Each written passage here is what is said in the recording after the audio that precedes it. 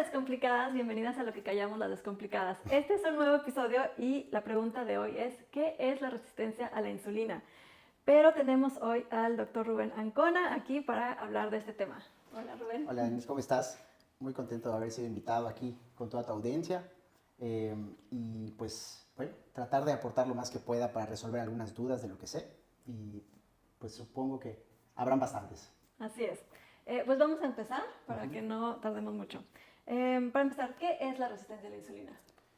Es el tema de moda, ¿no? Ahorita todo el mundo está hablando de la resistencia a la insulina. Todo el mundo está ahorita que si la resistencia a la insulina, que si es prediabetes, es prediabetes, como le llaman algunos. La verdad es que la resistencia a la insulina, para ser exactos, es un estado fisiológico de nuestro cuerpo, ¿no? Es un estado en donde las células dejan de reconocer la acción de esta hormona que se llama insulina, que ahorita les voy a explicar exactamente qué es lo que se sabe hasta ahora que hace, porque pues como todo se van descubriendo, más que nada entendiendo otros mecanismos que hace esta hormona. Pero parece que es la hormona madre de muchas de las enfermedades actuales que hay. La insulina es una hormona que se produce en el páncreas, ¿de acuerdo? Esta hormona lo que hace es tratar de regular y equilibrar el crecimiento. Algunos dicen que la insulina es la hormona anabólica por excelencia. Anabolismo es crecimiento, ¿no? La insulina antes se creía que era una hormona en la que se utilizaba para bajar los niveles de glucosa en sangre. Pero lo que se ha descubierto actualmente es que la insulina es la hormona que tiene una acción muy famosa que es reducir los niveles de glucosa en sangre, pero hoy se sabe que todas las células de nuestro cuerpo van a responder a la hormona insulina. Vamos a entender rápidamente qué es una hormona. Imagínense que una hormona es como una llave. Esa es la analogía que van a escuchar de todas las personas que explican la resistencia a la insulina. La insulina llega a una célula, ¿okay? La célula va a tener la cerradura y la insulina es la llave, ¿no? Entonces, la insulina llega, entra, o sea, embona, por un decir, con esa cerradura que es el receptor, repito, de prácticamente todas las células de nuestro cuerpo. ¿Por qué? Porque la insulina va a decirles, o sea, la insulina lo que hace es promover el crecimiento. Entonces, la insulina va a hacer en las células, o va a generar en las células el crecimiento, el anabolismo. Entonces, ¿qué pasa? La insulina no únicamente sirve para que la glucosa entre en las células, sino que la insulina, cuando entra la llave en la cerradura, dentro de la célula van a haber cambios. Y esos cambios que se van a dar dentro de la célula es todo lo relacionado al crecimiento. ¿Qué funciones en general que tiene? El crecimiento de músculo es uno de ellos, la formación de hormonas sexuales es otro de ellos, en el hígado, por ejemplo, estimula la formación de grasa, de triglicéridos, algo que se llama glucógeno, que son las reservas de carbohidratos que tenemos en nuestras células, entre otras cosas que aún se siguen entendiendo. Pero en palabras del doctor Benjamin Bigman, que es uno de los más grandes investigadores de la insulina, lo que hace la insulina es, la acción más famosa de la insulina es la introducción de la glucosa en las células, pero no es la más importante. Acabo de mencionar que es la formación de hormonas sexuales, la utilización de la energía por parte de la célula. ¿Y qué es la resistencia a la insulina ya cuando hablamos de una resistencia? En términos generales, cuando las células dejan de hacerle caso a la insulina. Si, por ejemplo, vamos a hablar contigo, Denise. Tú, por ejemplo, no sé, si todo el día estuviste con tus hijas aquí en la casa y pues tus hijas estuvieron medio alteradas, por donde sí estuvieron, o juega y juega y había mucho ruido en tu casa porque a lo mejor vinieron tus amigas y vinieron un montón de personas y había mucho ruido. Y tú, pues estás aquí y ni te das cuenta. Llega Duan y dice, no manches, ¿por qué hay tanto ruido? Y tú, ruido, de verdad hay ruido, le vas a decir. Estás acostumbrada porque llevas un largo tiempo aquí con el en el ruido. sí. Ya te hiciste resistente a ese ruido. Okay. La resistencia a la insulina es un mecanismo que se da en, más que la resistencia a la insulina, la resistencia a un estímulo en los seres vivos siempre se va a dar. La palabra de cuando lo que no te mata te hace más fuerte, más o menos va por allá. Un estímulo continuo va a generar una tolerancia a ese estímulo. Y para que Ok. tú puedas seguir siendo sensible a ese estímulo, va a tener que haber más de ese estímulo. Ok. Entonces, eso se da en todos los organismos vivos y se da ante cualquier cosa. Y en Oye, este caso es de la insulina. entonces hombres y mujeres pueden tener resistencia a la insulina, no es solo de las mujeres. Es de un ser, es de todos, bueno, en este caso, pero es un tema de los seres vivos por un estímulo constante de la demanda de la acción de esta hormona insulina. Ok. Porque hay muchas mujeres que tienen ovario poliquístico. ¿Ese es un síntoma de la resistencia? Porque, por ejemplo, cuando a mí me detectaron, me dijeron, es que seguro tienes ovario poliquístico y por eso tienes resistencia a la insulina. Pero es al revés, ¿no? O sea, puedes tener resistencia a la insulina. Y Primero es un tienes síntoma. resistencia a la insulina, O sea, la enfermedad es el ovario. el ovario poliquístico, pero el proceso que te llevó a eso Es la es la resistencia. resistencia a la insulina. El consenso hoy es que no puedes tener ovario poliquístico sin resistencia a la resistencia. insulina. Ah, ok. Y eso estamos hablando de que es algo de 15 años para aquí, 20 años para aquí. Cuando nosotros estudiamos en la carrera un programa médico, que es, o sea, tarda a veces hasta 20 años en llegar a los programas académicos en la escuela de medicina y de nutrición, etc. Entonces, obviamente esto es algo que se está entendiendo ahorita y se está logrando ir hasta el origen de muchas enfermedades que pues, digo, catalogamos como enfermedades, pero a lo mejor son síntomas de un proceso que está dándose por debajo. Ok. ¿Por qué? Porque hoy se está viendo en los estudios que al tratar la resistencia a la insulina, Quitas todo esto. todos estos problemas parece ser que se están eliminando. ¿Y qué otras enfermedades, qué otros síntomas, aparte del ovario poliquístico, causan la resistencia a la insulina?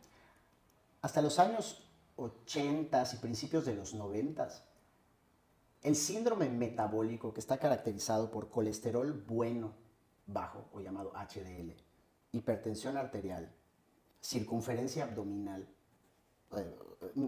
o sea, una larga circunferencia abdominal, intolerancia a la glucosa, que en esa época estaba como arriba de 106 de glucosa en ayunas.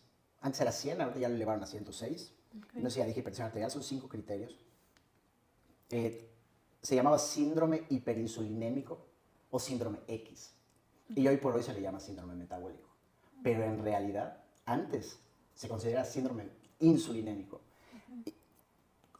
Cuando se entiende qué es lo que hace eso, la insulina inhibe la recaptación de sodio en el riñón. ¿Eso qué quiere decir? La reabsorción, perdón. Si tú tienes la insulina elevada, la insulina le dice al riñón que retengas sodio. Si retienes sodio, retienes agua. ¿Qué va a pasar con la tubería de tu sangre? Vas a tener un aumento en la presión y tienes hipertensión arterial. Baja de peso, baja tu insulina y la hipertensión arterial pues se va. Okay. La circunferencia abdominal elevada es porque la insulina, cuando tenemos picos de glucosa, la insulina transforma la grasa en triglicéridos y aumentamos nuestra circunferencia abdominal. El HDL bajo o colesterol bueno bajo también está demostrado que está asociado a niveles elevados de insulina en ayunas. Y pues la glucosa, que es la acción más famosa, o mal control de la glucosa en sangre, es causado por la insulina. Y entonces, ¿está cañón? Oye, pero a ver, yo que no sé nada de esto, que nunca he ido con un doctor, y empiezo a tener como síntomas. Por ejemplo, yo empecé a tener insomnio, que era como que lo más fuerte que me daba, ¿no? Migrañas, ¿qué otra cosa? Bueno, no podía bajar de peso. Yo desde que dejé de lactar a las bebés, empecé a subir de peso, por más bien que comiera, por más ejercicio que hiciera, no bajaba de peso. Y bueno, el insomnio yo llevaba 4 años, que yo sé, porque fue antes de tener, o sea, los 4 años a partir de que las bebés ya dormían toda la noche. Porque antes no contaba. Antes no contaba, no sé si tenía insomnio, ¿no? Porque no me daba cuenta. Pero a partir de ahí, o sea, fueron como que estos que dije, algo está mal, y lo que más era mi insomnio, que de verdad ya, o sea, estaba harta. Y como que todas estas cosas son síntomas que te das cuenta día a día. O sea, estos síntomas, ¿qué síntomas nos puedes decir? Bueno, si tienen tal, váyanse a checar. Creo que lo que podemos hacer ahorita, yo te voy a decir cuáles son los síntomas, pero después de eso te voy a explicar por qué se dan esos síntomas. Okay. Mira, el insomnio, ¿por qué podría darte, sobre todo cuando cenas tarde? ¿Cuál es la principal recomendación que cualquier experto en salud, cualquier nutriólogo, cualquier doctor te diría? Trata de cenar temprano. Okay. Eso es evidente, es una recomendación que siempre se da. ¿Por qué? Porque entonces, al cenar temprano y tener un tiempo de 2-3 horas sin consumir nada antes de dormir, el equilibrio o ya debiste de haber llegado a un equilibrio en tu glucosa en sangre. Eso se puede ver en los monitores de glucosa continuo, que yo recomiendo muchísimo que se utilicen, seas diabético, no seas diabético, e incluso cuando no te explicas tus síntomas y te sacan tus laboratorios, estás todo bien y te mandan al psiquiatra, ¿ok? De verdad, con un monitor de glucosa podemos estar 90% al 95% seguros que son las cosas que te están ocasionando eso. Okay. Entonces, todo lo que hablemos en el resto de aquí, digo, es importante tener en cuenta que esto se tiene que trabajar con tu profesional de la salud, con tu nutriólogo de confianza. El propósito de esta charla es meramente informativa para crear conciencia, pero no está destinado a que sea un tratamiento ni que debe ser tomado como recomendación médica. Bueno, de todos modos, a lo que voy, cuando tu glucosa varía, al rato les voy a mostrar algunos estudios que ya está demostrado que la variabilidad de la glucosa parece ser el elefante en la sala de muchas enfermedades cardiovasculares, sobre todo, en donde no se encuentra una asociación real y no se encuentra algo suficientemente fuerte de qué es lo que está perjudicando generando peores resultados en la arteriosclerosis y en todas las enfermedades cardiovasculares, que son la causa número 1 de muertes actualmente. Pero, entonces, todos estos síntomas del insomnio es porque cuando tú consumes glucosa, vas a tener una elevación de tus niveles de glucosa en sangre, que es lo que tú mostrabas en tus publicaciones de cómo algunos alimentos te disparaban la glucosa. Cuando sube tu glucosa en sangre, algo tiene que hacer que baje. Estamos de acuerdo, ¿no? En este caso es la insulina, sobre todo si no estás haciendo ejercicio. Cuando estás haciendo ejercicio y tu glucosa en la sangre tú veías que bajaba, pues se entiende que está bajando porque esa glucosa que está midiendo tu sensor está entrando dentro de las células. Okay. Porque tus músculos necesitan energía. Pero si tú estás sentada comiendo y tú ves una elevación de la glucosa en sangre y luego ves que baja, ¿tú crees que tus células en ese momento están quemando y oxidando glucosa a la magnitud de esa caída que tú ves? No. Cuando tú ves esa caída en la glucosa, es porque la insulina se tuvo que ir para arriba. Okay. Más de lo que ya estaba en un primer punto. Entonces tú consumes azúcar, se va para arriba tu glucosa, pero se va para arriba tu insulina también. Y esa insulina va a bajar tu glucosa. Y cuando baja esa glucosa, se le conoce como hipoglucemia reactiva. Y ahí tienes tus síntomas de mal del puerco. Mal del puerco, no sé si tu audiencia la entienda, pero es como cuando terminas de comer y te sientes, aquí en Yucatán le decimos emposmado o empachado, y de verdad a veces la gente se duerme. O sea, ¿cuántas veces no vas al cine, te comes unas palomitas y todo y ya no aguantas el resto Sí, de mal del puerco. Oye, me da risa ese dicho que todos los mexicanos sabemos que no debes de comer en la noche sandía porque... ¿Por qué? Porque no puedes dormir o sea, y que mejor vayas por unos tacos y que entonces es como una burla, ¿cómo no te puedes comer sandía, no? Ajá. Entonces, pero si lo piensas, pues la sandía tiene Es azúcar puro. es azúcar, bueno, o sea, entonces pues sí tiene más sentido que te comas los tacos que la sandía para poder dormir mejor, ¿no? O sea, mejor los tacos, pero por supuesto. Y siempre temprano, ¿no? Mira, nosotros, cualquier doctor, cualquier nutriólogo y cualquier vez que tú te haces estudios de laboratorio, ¿qué es lo que te dicen? Tu glucosa en la sangre en ayunas no debe de ser mayor a 100, ¿no? Cuando estás un poquito arriba tienes que cuidarte, etcétera, etcétera. Si nosotros tenemos en promedio 5 litros de sangre en todo nuestro cuerpo. En promedio tenemos 5 litros corriendo por nuestras arterias, venas, etcétera. Cuando tú tienes 100 miligramos por decilitro, que es la ecuación, que es la forma en la que se reportan los niveles de glucosa en sangre cuando te haces un estudio de laboratorio. Si nosotros convertimos esos 100 miligramos por decilitro a cuántos gramos por litro, si haces la ecuación y regresas a tus clases de física, esos son 5 gramos de glucosa. Eso quiere decir que en este momento, si tú tienes 100 gramos de glucosa circulando en tu sangre, tú tienes una cucharada de azúcar. Okay. Pero estamos hablando de que una cucharada de azúcar real, ¿eh? Porque una cucharadita, perdón, que son 5 gramos. Cuando tú te consumes, por ejemplo, un café, ¿ok? Tú te tomas un café con azúcar de mesa, azúcar de caña normal, que es 5 gramos de glucosa. Va a subir tu glucosa en la sangre. La regulación de nuestra glucosa en la sangre es tan importante que tu cuerpo no va a dejar de que suba de nuevo la glucosa antes de estarla ya reduciendo, antes de bajarla. O sea, el cuerpo va a tratar de mantener ese equilibrio de una cucharada de glucosa en la sangre. ¿Y eso cómo lo hace? Produciendo insulina. Porque en el momento en el que, cuando tú absorbes, imagínate, tú comes y tú vas a absorber en tu sistema digestivo la glucosa. En la primera parte del estómago, el duodeno, tú ya vas a, no del estómago, del intestino delgado, ya vas a empezar a absorber tu glucosa.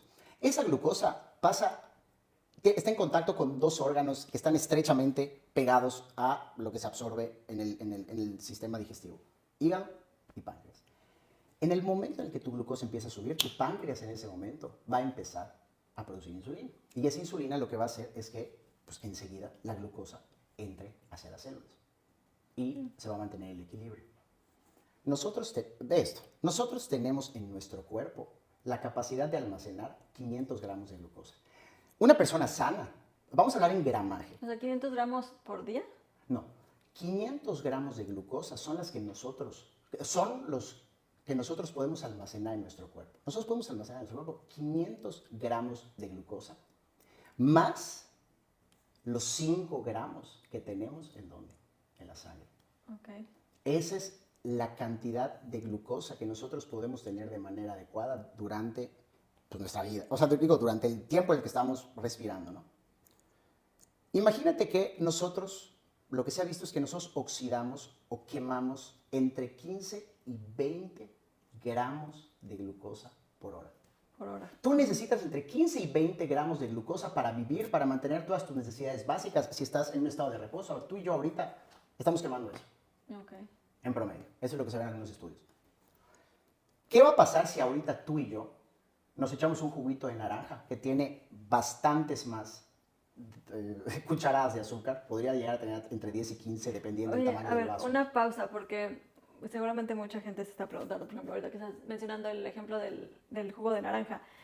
¿Hay diferencia de azúcar de la fruta y azúcar de caña de mesa, ¿sí? O sea, para la sangre, o sea, el cuerpo, bueno, dice, esto es de una manzana, una fruta, o es lo mismo. Si tú le preguntas a un bioquímico o a un químico orgánico, te va a mostrar, esta es la fórmula de la glucosa de la fruta y esta es la fórmula de la glucosa de la caña de azúcar. Y te va a decir, encuentra las diferencias. Son igualitas. Y son exactamente iguales. Okay. Ahora, el azúcar también, que es otro tema, es como se le llama a la unión de una molécula simple de glucosa y una molécula que se llama fructosa. Entonces, cuando se unen la glucosa con la fructosa, forman sacarosa o azúcar de mesa. Okay. Cuando tú consumes azúcar de mesa, sacarosa, tu intestino, de hecho desde la lengua se empieza a digerir. Tenemos unas enzimas que se llaman sacarasas. ¿Qué es una enzima? Enzima es lo que corta esa molécula doble que hablamos que es sacarosa y la va a dividir en glucosa y fructosa y nos va a quedar una molécula de glucosa y nos va a quedar una molécula de fructosa, una de glucosa y otra de fructosa. Y eso es lo que nosotros vamos a poder absorber. Nosotros no podemos absorber azúcar de mesa, o sea, sacarosa. La sacarosa es un disacárido. ¿Qué quiere decir? Hay disacáridos y monosacáridos. Monosacárido es que es la estructura de la glucosa, la fructosa y la lactosa, que son los monosacáridos más famosos. Por ejemplo, la lactosa. ¿Tú crees que nosotros podemos absorber lactosa? No podemos absorber lactosa. Nosotros tenemos que tener esa tijerita que descompone la lactosa en una molécula simple de glucosa y otra molécula simple que se llama galactosa. Okay. Y eso nosotros lo podemos absorber. Okay.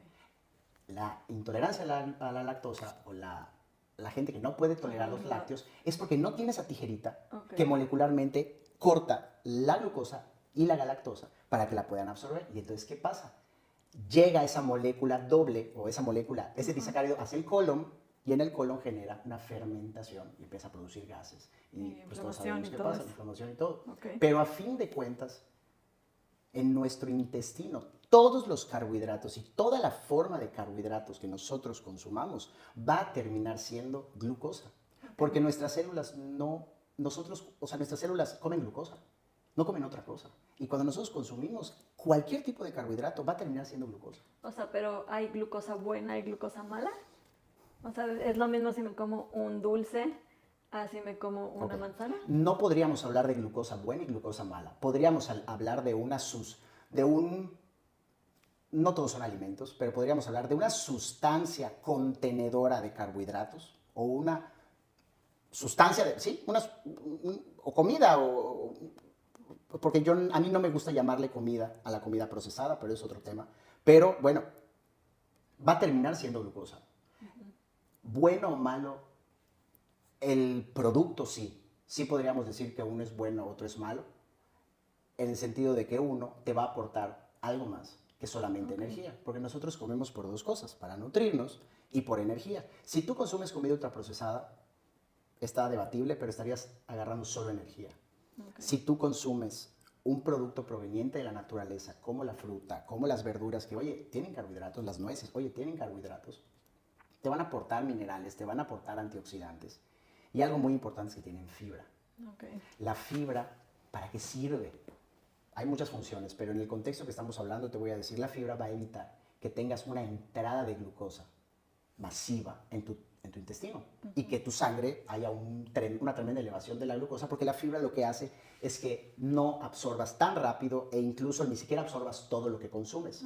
Entonces eso va a hacer que la glucosa vaya entrando a tu sangre, como poco a poco. Si tú te consumes un jugo de naranja, que nadie debería de consumir jugos de frutas, nadie debería de consumir jugos de frutas. La fruta se come, no se bebe. Pero bueno, volvemos a lo mismo. No es una recomendación, cada quien puede decidir lo que quiera si se lo recomienda. Pero ¿qué va a pasar con la fruta cuando tú consumes un jugo? Ya le quitaste la fibra. Ya la trituraste, ya la echaste a perder. Si te compras algo congelado, por ejemplo, se le tiene que extraer la fibra a los productos procesados provenientes de las frutas, porque la fibra cuando se congela se cristaliza y queda mal. Mete una naranja al congelador y vas a ver qué mal va a quedar. Entonces, cuando consumimos jugos, el pico de glucosa es exagerado. Y hoy por hoy se están haciendo estudios en donde se demuestra el daño que hace cada pico de glucosa que nosotros tenemos. Entonces, sí, verdaderamente nosotros tenemos que evitar lo más que podamos picos prolongados de glucosa, porque ya están todos los estudios de todas las consecuencias metabólicas que hay con cada elevación de glucosa y cada bajada de glucosa. Que cuando hablemos de los monitores de glucosa te lo voy a platicar. Pero eso es importante. Entonces, digo, lo de la resistencia a la insulina que estábamos hablando, es importante entender que la resistencia a la insulina es cuando las células necesitan cada vez más glucosa para hacer su función. Oye, pero a ver, dime, ¿alguien delgado puede tener resistencia a la insulina? Porque normalmente creo que pensamos, bueno, si no tengo sobrepeso, no puedo tener resistencia a la insulina, entonces debe ser otra cosa. La resistencia a la insulina tiene tres principales causas. La resistencia a la insulina se da por hiperinsulinemia. La hiperinsulinemia es el estado crónico de insulina elevada. ¿Cuándo se eleva la insulina? Cada vez que tienes un pico de glucosa en tu sangre, excepto durante el ejercicio. Porque durante el ejercicio vas a tener un pico de glucosa, pero es un pico de glucosa por demanda del músculo. El hígado tiene la capacidad de fabricar glucosa a partir, en una persona sana, del glicerol proveniente de, ¿qué te suena? De los triglicéridos. O sea, elevas la glucosa quemando grasa. O sea, estás quemando grasa mientras se te eleva esa glucosa durante el ejercicio. Pero en personas que tienen resistencia a la insulina, cuando tienen ese pico de glucosa durante el ejercicio, podría ser, y ahorita se está estudiando en un estudio muy interesante que están haciendo, que no proviene de la grasa ese pico de glucosa, sino que proviene de tu músculo. Y a eso le llama quemar músculo. Porque es bien complicado y necesito que me sigan. Cuando tú tienes la insulina elevada en la sangre, está bloqueado un proceso que se llama lipólisis. Y la lipólisis es la salida de la grasa de tu tejido adiposo. Porque la insulina lo que hace es que no pueda salir la grasa de su tejido adiposo, o sea, de donde está. Y tiene sentido, porque ¿qué hace la insulina? ¿Qué te dije? Lo más famoso. O sea, eleva la glucosa. Baja la glucosa. Ajá. Pero entonces, ahorita está diciendo que bloquea la quema de grasa. Entonces, sí tiene, o sea, la pregunta que es, ¿alguien delgado puede tener resistencia a la insulina? Ok, sí, digo, obvio, y es muy frecuente que las personas delgadas tengan resistencia a la insulina. Sí se puede, tú que eres delgado, sí puedes tener resistencia a la insulina. Sí puedes tener resistencia a la insulina y eso se mide, lo puedes medir. Se mide con ciertos estudios, existe la hemoglobina glicosilada, existe el péptido C, existe el índice OMA, que es la insulina, que es el que normalmente nadie pide, pero hay que pedir insulina siempre, es importante, porque tú puedes tener tu glucosa baja y tener la insulina elevada. Entonces esto es súper importante porque si tú vas a hacerte unos análisis solo de glucosa y sale súper bien tu glucosa en 88, puedes tener resistencia a la insulina. Podrías ¿Cómo llegar. está la insulina? Exacto. Tienes Claro que que la puedes tener el tener. estudio de la insulina. Ujú. Cuando una persona come, se eleva la glucosa y se eleva la insulina. ¿Te pasó alguna vez cuando tú estabas utilizando tu monitor que tuviste, haz de cuenta, estabas pues más o menos estable, ¿no? Comiste algo y se te elevó muchísimo, Sí, claro. ¿ok? Y luego empezó a bajar. Ajá. Esa bajada, o sea, llegó al mismo punto de donde subió. No. ¿No pasaba que a veces hasta bajaba un poquito más? De hecho, bajaba a veces muchísimo más o se quedaba más arriba. Eso se llama hipoglucemia reactiva. Y eso es porque tus células no le hacían caso adecuadamente a la insulina. Entonces, o sea, para meter esa glucosa en la sangre y no le hacían caso y eso es por lo que tú tuviste tanta elevación de la glucosa. Al tener elevación de esa glucosa, produjiste más insulina y esa insulina ya estaba muy elevada y empezó a bajar tu glucosa. Y cuando entraste en ese estado bajo de glucosa, es como que te estuvieras desangrando. El cuerpo va a activar una parte de nuestro sistema simpático, de nuestro sistema nervioso, que se llama sistema nervioso simpático, que se llaman hormonas contrarreguladoras de la insulina. Así como tenemos hormonas que bajan la insulina, entre ellos, que bajan la glucosa, entre la más importante es la insulina, tenemos hormonas que hacen que se eleve la glucosa de la sangre. Okay. ¿Te pasó de que, por ejemplo, tú no comiste nada y estabas, de cuenta, así, y veías como que elevaciones de la glucosa? ¿Te llegó a pasar? Sí, de hecho, antes de que me mandaran el medicamento para la resistencia a la insulina, yo le decía a mi esposo que parecía un electrocardiograma, o sea, estaba así, arriba, abajo, arriba, abajo, o sea, ahí fue cuando me asusté, dije, ¿qué es esto? O sea, ¿por qué? Y el de él estaba más Más estable. no lineal, pero menos picos, tan locos como el mío estaba así, o sea, yo pues dije, ¿qué está pasando? Ve esto. Cuando llegas a hacer ayuno, así por ejemplo de Sí, 16 sí, horas tal vez, sí, ajá. tu última comida o sea, había sido hace, no sé, 10 horas. Tu glucosa se iba a 0 por no haber comido azúcar. Se iba a 20, a 40, Bajaba, no. no, Bajaba. no, lo más, tal vez 60, 70 que bajó de repente. Pero ¿por qué está estable? O sea, ¿por qué no se te va a 0 si no has comido azúcar? Ah, porque es el que contra lo está subiendo. Porque el hígado fabrica carbohidratos. Okay. El hígado, en este caso, glucosa. El hígado produce glucosa y ese proceso se llama gluconeogénesis, en donde vas a producir glucosa desde algo que no es glucosa, aminoácidos y grasas, ¿ok? Okay. Y eso va a mantener tus estados equilibrados de glucosa en la sangre cuando no estás comiendo. El tener una tienda en cada esquina no es de nuestra naturaleza. Entonces nuestra fisiología tiene la capacidad de mantener tus niveles de glucosa en sangre durante Por si todo no el puedes tiempo. ir a cazar. Por si no puedes ir a cazar, claro. Si no, no estaríamos hoy acá, ya nos habríamos extinto. Entonces, ese proceso se llama gluconeogénesis. Y el páncreas produce una hormona que se llama glucagón. El glucagón tiene el nombre de glucosa, agón, de agonista, y es una palabra como decir, es agonista de la glucosa. Es una hormona que hace que haya glucosa en la sangre. Les dije que la insulina se produce por unas células que se llaman células beta del páncreas y existen las células que se llaman células alfa del páncreas. Y estas células alfa del páncreas lo que hacen es mantener esa cucharada de azúcar que te dije que necesitamos para vivir, ¿ya? Okay. Mantenerla constante. Entonces el hígado está fabricando glucosa por acción de esta hormona, ¿no? Cuando nosotros nos ponemos a hacer ejercicio y no hemos comido nada, va a haber una respuesta de la adrenalina y el cortisol, que son hormonas del estrés. Esas hormonas van a disparar la glucosa en la sangre, más que solo lo que hace el glucagón en el estado de ayuno. Ahí la insulina, ¿cómo tiene que estar? Si lo que nos interesa por la demanda que tenemos es que la glucosa esté baja, es que la glucosa esté pues, mantenida. Obviamente en ese momento la insulina... Cuando haces ejercicio va a subir. ¿La insulina? No, las que te La acabo de glucosa. decir. La glucosa va a subir. La glucosa va a subir. Porque los músculos necesitan Ajá. actividad y no has comido nada. Sí. Entonces va a subir eso. Pero la insulina ahí no juega ningún papel. O sea, la insulina debe de estar baja. Porque la insulina me va a bajar la glucosa. Y yo lo que quiero ahí es que la glucosa esté alta. Ok. Una vez que yo termino de hacer ejercicio, la insulina no tendría por qué dispararse mucho porque esa glucosa que se subió en la sangre, pues está entrando a los músculos. Y conforme los músculos empiecen a reposar y empiecen a dejar de hacer la actividad que empezaron a hacer, pues ya no van a pedir más glucosa y la adrenalina y eso va bajando y ya nos mantenemos. ¿Qué pasa si yo como? Imagínate que mi hígado está fabricando glucosa. Está soltando glucosa en la sangre para mantener esa cucharada de azúcar que te dije. Y yo consumo algo que tiene 20 cucharadas de azúcar. No, pues te va a elevar. Ajá. Se me va a empezar a subir la glucosa. ¿Qué es lo primero que tendría que pasar cuando ves que esa glucosa en sangre empieza a elevarse? ¿Te acuerdas que el hígado estaba fabricando glucosa?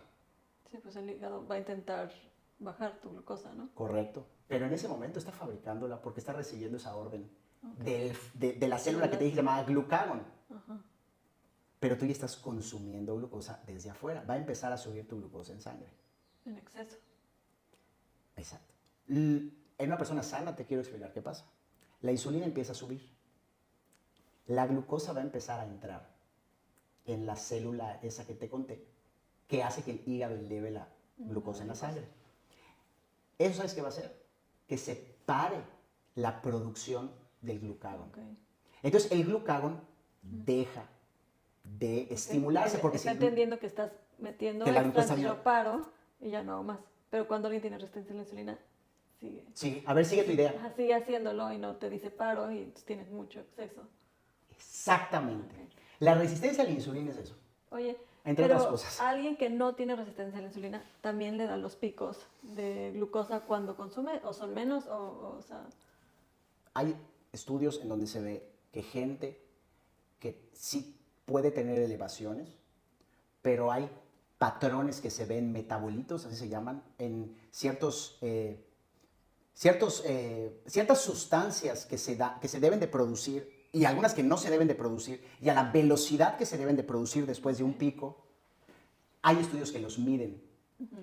Y se ha visto que gente que no tiene el diagnóstico de resistencia a la insulina y no tiene el diagnóstico y tiene una curva de tolerancia a la glucosa. ¿A ti te llegaron a hacer curva de tolerancia a la glucosa en alguno de tus embarazos? No. Bueno, la curva de tolerancia a la glucosa miden a la media hora, a la hora, a las 2 horas, debes a las 3 horas, después de una carga que tú consumes sí, de glucosa. ya me acordé. Entonces vas a tener un pico de glucosa.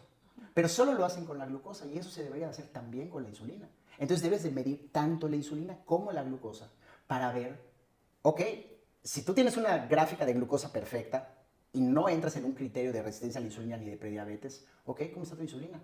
Y entonces midiendo la insulina también se puede dar un diagnóstico de eres euglicémico, quiere decir que tienes una curva de tolerancia a la glucosa normal, pero tienes resistencia a la insulina porque estás teniendo patrones alterados en la secreción de insulina. Entonces estás siendo hiperinsulinémico, normoglicémico. Te lo repito, hiperinsulinémico, normoglicémico. Tu glucosa es normal, pero porque tu insulina está compensando. Okay.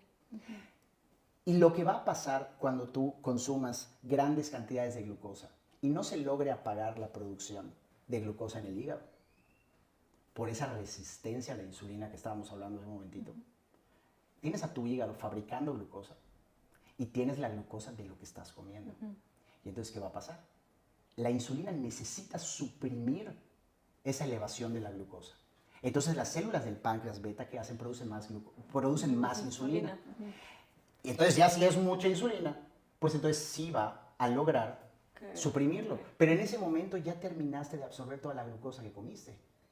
Y tienes tu insulina altísima. Y ya no tienes, ya frenaste tu producción de glucosa y ya no estás absorbiendo glucosa. ¿Cómo va a caer tu glucosa en picada? Taca, taca, se va a ir para abajo. Okay. Y cuando esté abajo vas a activar mecanismos de alerta, migrañas, palpitaciones, dolores de cabeza. Entonces, bueno, somnolencia porque tienes una baja glucosa en tu sangre, antojos, cravings. ¿Por qué? Porque de verdad estás teniendo una baja de azúcar en tu sangre. Tu cuerpo necesita azúcar. Y eso es donde muchas veces vienen los atracones. Vienen los atracones. Oye, y ¿se puede revertir la resistencia a la insulina? Si ya te diagnosticaron si tienes resistencia a la insulina, ¿se puede revertir? No te lo podría decir porque no hay un consenso en que se pueda revertir la resistencia a la insulina. Hay reportes y hay estudios que ya están hablando de revertir o remitir, meter en remisión, ¿no? Las consecuencias de la resistencia a la insulina. Hay estudios que hablan de una remisión de la diabetes, hay estudios que hablan de una remisión de la hipertensión arterial, remisión de consecuencias de la resistencia a la insulina, pero el consenso, y es el que yo me postulo y es el que yo que esto no, nadie se pone de acuerdo, pero es mi postura, es que no se revierte la resistencia a la insulina.